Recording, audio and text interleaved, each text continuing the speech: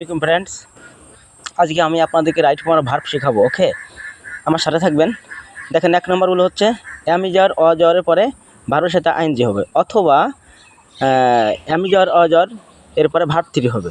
কিন্তু কখন অ্যামিজার থাকলে ভার্বের সাথে আইএনজি হবে, আর কখন অ্যামিজার অজরের পরে ভার্ব 3 হবে, সেটা আমি বোঝাবো। ওকে, আচ্ছা দেখেন, সেন্টেন্সে যদি প্যাসিভ আকারে থাকে তাহলে অ্যামিজার অজরের পরে ভার্ব 3 হবে, আর যদি প্যাসিভ আকারে না হয় তাহলে অ্যামিজার অজরের পরে ভার্ব প্লাস আইএনজি হবে।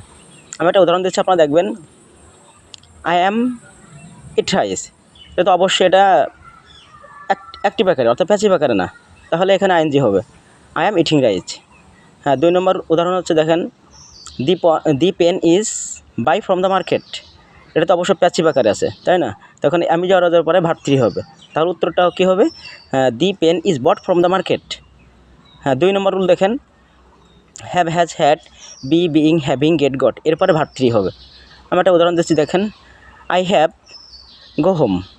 হ্যাঁ, তো আমি বলছি না, মানে এর যে কোনোটাই থাকে তাহলে আমি যারা have as had be being having get goat, এরপর ভার্ব 3 হবে। হ্যাঁ, তাহলে হ্যাভ আছে, I have go home, have আছে না, এখন ভার্ব 3, গোর ভার্ব 3 গান।